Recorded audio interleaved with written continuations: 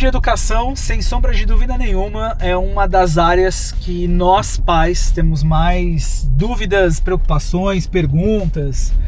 Então, família 78, como eu divido com vocês a minha experiência pessoal e eu não tenho nenhum conhecimento técnico, fica aqui a GPS. Hoje nós estamos aqui em... esqueci o nome do lugar, vou colocar aqui embaixo aqui escrito.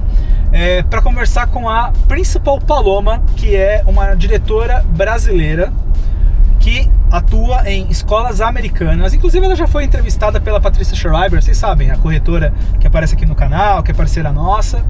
E eu conheci inclusive a Paloma através da Patrícia. E eu vou fazer algumas perguntas que eu acho que vão ajudar no planejamento nesse vídeo que está começando agora.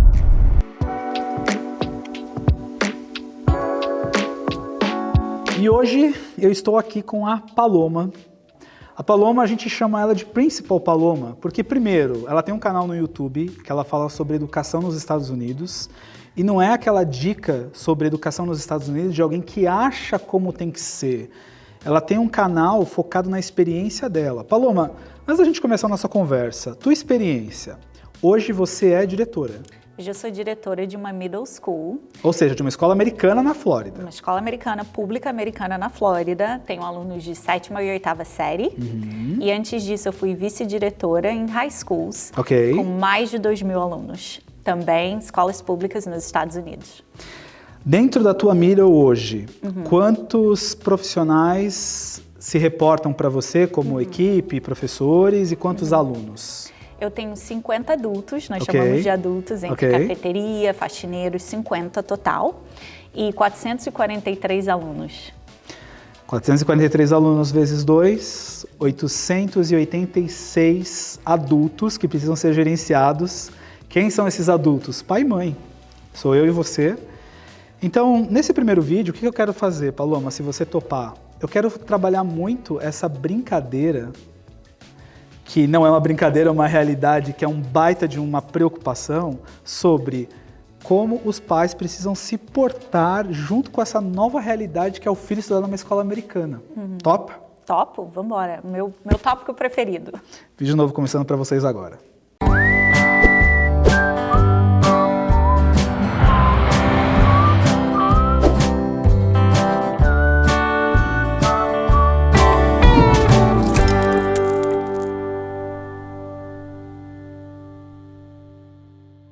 Primeira coisa que eu quero conversar com a Paloma e com vocês, tá? Na verdade, primeiro com vocês. Primeiro link da descrição, primeiro comentário desse vídeo. Por favor, ajudem o canal da Paloma. Por que eu tô pedindo isso?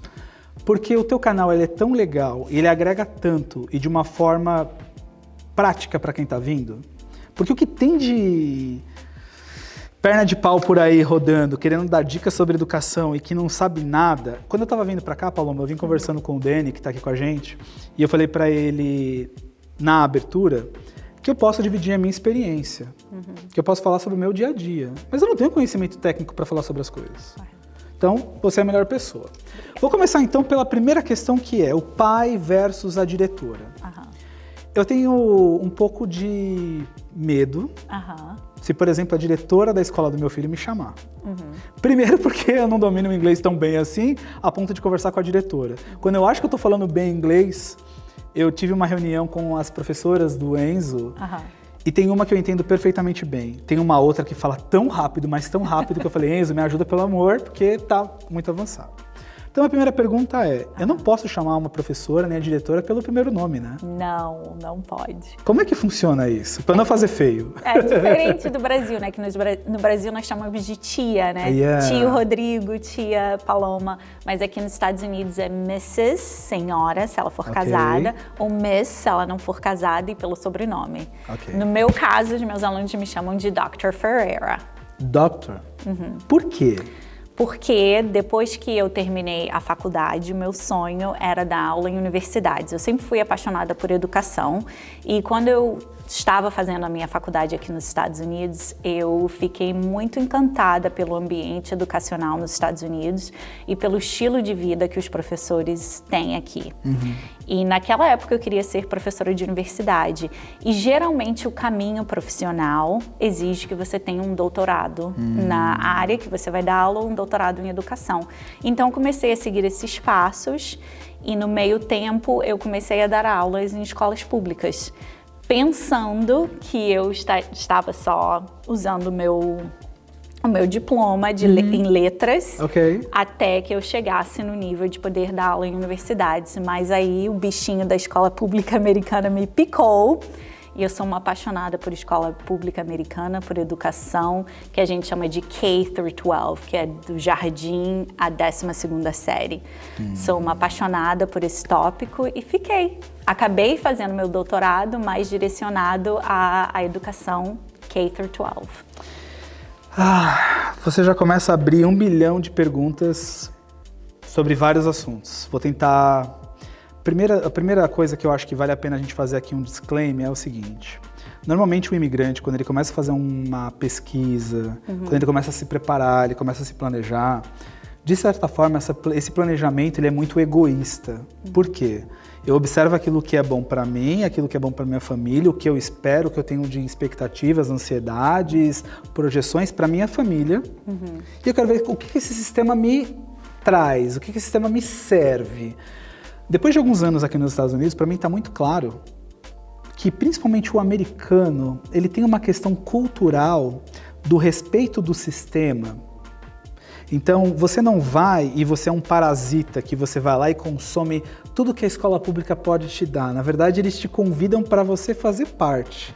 Faz sentido do que eu estou falando? Totalmente. A grande parte dos colaboradores que eu tenho na minha escola são pais que estudaram na minha escola 20 anos atrás e são apaixonados pela escola e pela comunidade que a escola serve. Então, uma coisa que eu estou aprendendo agora e que a maioria do seu público não sabe, sobre a parte financeira de gerenciar uma escola, né? Sem ir em detalhes profundos, nós recebemos fundos do governo americano, mas todos os luxos que nós, diretores, gostamos que as nossas escolas tenham, né? Decorações específicas, festas, tudo isso é doação da comunidade. Então, o que você falou está certíssimo. Um americano, ele busca pessoas que usem o sistema, mas que eventualmente contribuam para o sistema, para que o sistema continue. É um mito acreditar que as escolas americanas recebem milhões de dólares do governo americano. Sim, nós recebemos milhões de dólares, especialmente comparado ao que se recebe no Brasil, mas a grande parte do que eu faço são doações da comunidade, são doações dos pais, que são extremamente participativos com a escola, e o que eu acho mais apaixonante, eles continuam participando da escola depois que os filhos se formam na escola. Eu tenho grandes amigos que começaram como pais, mas hoje são amigos, conselheiros, que os filhos já têm 22, 23 anos e nós continuamos essa amizade porque eu fui diretora da escola do filho deles. Então, é apaixonante, Rodrigo. Eu amo. É a melhor profissão. E esse é um conceito de neighborhood muito legal. Eu acho que a gente vê isso em outros cenários. E é um quebra de paradigma. E a minha ideia nesse vídeo não é falar mal do brasileiro, do americano. Na verdade, assim, se eu estou experimentando essa experiência chamada Estados Unidos, eu estou aprendendo algo, eu tenho obrigação de compartilhar sobre isso. Porque senão, não faz sentido ter o canal. Não. Eu acho que... Eu não vou falar nesse vídeo sobre como matricular seu filho, que documentos levar. Isso aí é procedural. Eu acho que isso é tão simples quanto você falar na secretaria ou ter uma recomendação de um passo a passo. Eu acho que isso não é importante. Eu acho que o importante como pais e como sociedade que você está inserido, que não importa, né? Se você é americano, estrangeiro, é o quanto você contribui para a sociedade que você está inserido. Dentro desse aspecto, pais, como é que é a tua visão prática sobre os pais que colaboram e os pais que não colaboram? É uma visão realista, Rodrigo, porque quando eu era mais jovem na carreira, minha expectativa era que os pais se dedicassem completamente à escola. Conforme eu fui amadurecendo e conhecendo diferentes famílias e necessidades e dificuldades que essas famílias estão passando, eu aprendi a basear essa minha expectativa. Ok. O que você vai ver nos Estados Unidos é a maioria das famílias que participam muito na educação dos filhos dele diretamente, por exemplo, são membros da Associação de Pais e Alunos da Escola, são membros do SAC, que é uma outra associação que a gente tem que olha só a parte financeira da escola. Eles são pais que às vezes têm nível universitário, mas nem sempre. Mas são pais que não têm vergonha de perguntar em que eles podem ajudar. Eles querem participar, Perfeito. só isso. É só isso. Não são médicos, advogados, ministros de educação. São mães, geralmente, alguns pais eu tenho, mas geralmente mães, que têm o tempo para doar e querem estar perto do filho e querem aprender mais sobre a escola do filho, querem ajudar o filho. Tem um vídeo no canal da Paloma, e eu quero recomendar novamente para vocês, que ela fala sobre a questão do virada de ano, né? Chegou 2024, né? Chegou um ano novo. No Brasil a gente tem um ano novo, aqui não, aqui você continua estudando, e como é que é isso, como é que funciona e tal. Mega recomendo, porque ela exatamente fala sobre isso. O quanto a participação dos pais faz diferença no desempenho do aluno em vários aspectos. Em vários aspectos. Num outro vídeo, Família 68, eu vou falar com vocês sobre essa questão da participação da família, porque aí, assim, esse vídeo a gente está falando com o aspecto de pais. Depois faremos um vídeo sobre o aspecto de quem está chegando, entender como é que funciona o plano, né, o formato todo. E depois nós faremos um vídeo falando sobre futuro e próximos passos. Então, vamos por partes. Hoje é sobre pais, como é que os pais se posicionam, ajudam e como é que eles funcionam. Principal Paloma, sou pai, sou mãe e eu não falo inglês. Meu filho também não fala inglês. Qual a tua recomendação do ponto de vista de planejamento para a cabeça desses pais? Porque eu sei que tem muita preocupação, do tipo, ai meu Deus, e se a professora me ligar? E se a escola me chamar? Antes de você responder, eu só quero fazer antes um aviso. Se você está nos Estados Unidos, você tem que aprender a falar inglês. Não tem jeito. É obrigatório. Quem segue o canal há mais tempo sabe que eu tive muitos desafios no início aqui e que hoje eu tive que pular de cabeça. A professora do Enzo fala rápido, Enzo me ajuda, Paty vai comigo, mas eu tenho que estar ali porque senão não acontece, né? Mas voltando à minha pergunta, e aí? Não falo, meu filho não fala, recomendação tua de forma prática, assim, o que você fala, pais, façam isso? Eu acho que quando a gente está se planejando ainda no Brasil, quando eles ainda estão no Brasil, vamos se imergir o filho na língua. Filmes em inglês, livros em inglês, YouTube channels em inglês, assistir vídeos em inglês. Eu acho que isso ajuda muito para o aluno ter uma comunicação básica. Quero ir ao banheiro, estou com fome, como é que isso, aquilo funciona. Eu esqueceria completamente a preocupação e eu confiaria no sistema educacional americano. Por quê, Rodrigo? E eu acho interessante falar sobre isso porque é muito... Eu me coloco no lugar dos pais quando eles vêm falar comigo e eu falo, confie em mim. É muito difícil confiar em alguém, confiar a vida do seu filho numa pessoa que você acabou de conhecer. Então, eu peço de novo, confiem. Por quê? Porque nós, nos Estados Unidos, estamos extremamente acostumados a receber estrangeiros que não falam o nosso idioma. É mais fácil quando eles falam o idioma? Claro, é muito mais fácil. Mas nós somos treinados para lidar com essa situação. Então, a maioria das escolas tem professores bilíngues, tem diretores bilíngues. E se você está numa escola, num lugar remoto que isso não existe, existe um serviço nas escolas em que o diretor, o professor, as pessoas que vão participar dessa reunião que você foi convidado, nós podemos pedir intérpretes para vir e traduzir a reunião para a gente. Então, claro, eu acredito 100% no que você falou. Fale inglês, é muito importante falar inglês, é muito importante poder conversar com os professores do seu filho, com os diretores do seu filho. Mas se isso ainda não está ao seu alcance, nós temos tradutores. Eu, por exemplo, vou dar um exemplo básico. Claro. Na minha escola, eu me comunico semanalmente com todas as famílias. Eu tenho uma newsletter, que é uma carta semanal com todas as atividades que estão acontecendo na escola. E é outra diferença da escola americana para a escola brasileira, né? Na escola americana nós temos um canal de comunicação muito mais aberto, porque a minha visão de pais é que a expectativa é que eu dê o melhor para os pais. Existe uma expectativa muito grande do que eu faço, né? E os pais esperam muito de mim, mesmo sendo numa escola americana. Sim. E eles não esperam não só de mim profissionalmente, mas também o meu comportamento na comunidade. Então, essa carta vai semanalmente de todos os eventos que estão acontecendo. Eu escolhi especificamente um app para usar, que ele traduz a carta para mais de 100 línguas. Então, eu, por exemplo, tive uma reunião com uma família de brasileiros, a mãe veio me ver, ela falou assim, mas a carta que a senhora manda é em inglês, eu tenho dificuldade. Aí eu mostrei no celular, aqui a gente traduz de inglês para português. E isso faz total diferença, porque se o aluno chega e fala, ah, não, semana de prova foi cancelado, ela pode olhar na carta, não, aqui a Dr. Ferrer falou, o Principal Paloma falou que a semana de prova está em vigor, tal dia você tem essa prova, tal dia você tem essa prova. Então, o inglês não só ele não só cria uma ponte de comunicação entre você e o seu filho e a educação do seu filho, mas ela te dá poder, porque você sabe o que você está falando para o seu filho e ele não pode tentar te enganar. Porque, botando meu chapéu de diretora da escola, às vezes tem uma diferença do que realmente aconteceu na escola e do que o filho contou.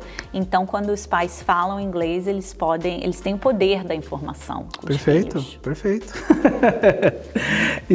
Informação é poder.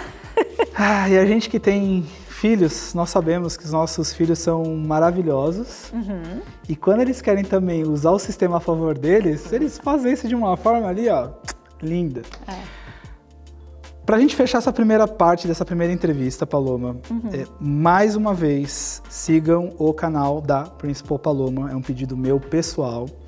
Se eu estivesse fazendo um planejamento, uma programação no passado, e eu tivesse um canal como o teu, isso teria ajudado muito a nossa trajetória.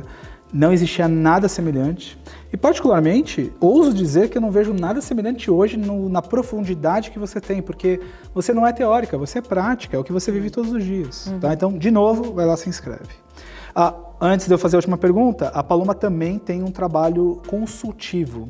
Então, se você quiser falar com ela individualmente, o desafio, a dúvida que você tem da chegada do teu filho, ou a dúvida que você tem durante os desafios que ele tem nas escolas, ou futuro, faculdade, é um outro assunto que você gosta pouco de falar, né? Faculdade. Vai lá, porque também ela faz esse trabalho individualizado, tá? Lá no canal dela, vou deixar aqui também o formulário, você clica, faz o preenchimento, ela vai explicar como funciona, custos, valores, processo, tudo isso para vocês. Para terminar, normalmente nos filmes... Acabei de ver uma série que eu não vou lembrar o nome agora, mas o pai tinha um filho e ele estava muito preocupado porque a diretora daquela escola, extremamente estereotipada, era uma diretora que queria que todos os pais puxassem o saco dela, porque senão ela não ia dar uma boa nota, ela não ia avaliar bem o filho, aquela nota ia seguir para sempre junto do filho. Na prática, a nota que meu filho tira na escola, ele vai carregar com ela para sempre? Ai, que pergunta boa. Sim, vai. Se for notas de high school. Se for elementary e middle, fica para trás. High school fica para sempre, até a aplicação na universidade. Depois da aplicação na universidade, as notas da universidade ficam para sempre. Perfeito. Eu tenho alguns alunos no meu middle school que já tomam aula em high school. E essa é uma conversa que a gente sempre tem com os pais. Olha, é uma nota de high school, vai ficar para sempre. Então, é muito importante que o aluno tenha um bom desempenho escolar. Tá. Assim como nós temos o... Qual que é a pronúncia? Pet Teacher ou Teacher Pet? Teacher Pet. Teacher Pet. Teacher Pet. O que é isso? É o aluno puxa-saco. Sabe aquele ali? Professora, o Joaquim tá tocando fogo no amiguinho. Talvez não nesse extremo. Espero que não na minha escola. Ninguém toca Mas fogo. O Enzo não tá fazendo a lição. Esse é esse termo. Existe também os pais que às vezes exageram um pouco na relação com os professores e os diretores, de querer estar muito ali. Com certeza. Too much. Com certeza. Eu tô... me lembrando de várias famílias. Mas conforme a gente vai mudando de cargo, a gente pode, tipo, se esquivar um pouquinho mais. Quando você é vice-diretora, você tem que se reunir, você tem que ter tempo para todos esses tipos de famílias. Perfeito. Quando você é diretor, você fala, tá bom, marca uma reunião com o meu vice-diretor aqui, conversa com ele. Então você pode se esquivar um pouco. Geralmente, reuniões comigo como diretora são só coisas extremamente sérias, disciplinares, e essas famílias já passaram pelos meus 2 vice-diretores. Um de disciplina e um de currículo. Raramente eles conseguem, entendeu? Às vezes eles conseguem, porque eu ainda tenho muito desse lado brasileiro de ter esse contato humano com as pessoas. A minha porta está sempre aberta, então às vezes eu estou trabalhando e chega uma professora e senta e fica. Paz, então, é o terror da minha secretária, que ela fala, por favor, feche a porta. Aí eu, não, deixa aberta. Olha, eu vou concluir esse vídeo com você, Paloma, e eu vou dar um resumo, se você me permite. Você me fala se eu esqueci de alguma coisa, tá? Aprenda inglês. Se você não aprendeu, se jogue. Peça ajuda com tradução, verifique os aplicativos. Pelo amor, a gente tem hoje tantos aplicativos que fazem as traduções. Exatamente. Não dê desculpa, tente ver isso. 2, se envolva na escola, né? Acompanhe a educação do teu filho, esteja ali presente. 3, não chame os professores como tia, tio ou o nome da diretora, né? Paloma já deu todo o planejamento. E 4, não seja puxa-saco, seja equilibrado. Participe, mas amigão, não passe ali do limite, porque senão aí fica chato. Então acho que são os extremos, né? Não é nem mandei meu filho é com vocês. Ou too much. E também não tá no too much. Eu acho que sabe qual é o equilíbrio? Por exemplo, geralmente os diretores estão na porta da escola todo dia quando os alunos estão sendo entregues à escola todo dia. É um momento de falar, oi, tudo bem? Tem uma pergunta rápida. É um momento excelente. Se você quer mais tempo, de repente, ser membro da Associação de Pais e Mestres, também é excelente, mas a minha experiência de middle school e high school, dificilmente os pais se sentam com os diretores, geralmente é com os vice-diretores. Ok, perfeito. Ou seja, se a diretora te chamar, cuidado que tem problema. Eu sempre falo, seu filho tá bem, que eu ligo, eles atendem, o que aconteceu com o Enzo? Ele tá bem? Enzo está bem de saúde, fique calma, só tô ligando para lembrar, não sei o quê, porque eles sempre ficam super preocupados. Por que será, né? Tá cardíaco. Em cima da Paloma vai aparecer aqui o rostinho dela do canal para você se inscrever, 78 também. A gente vai ter mais um vídeo e no próximo vídeo eu vou falar com você sobre o básico.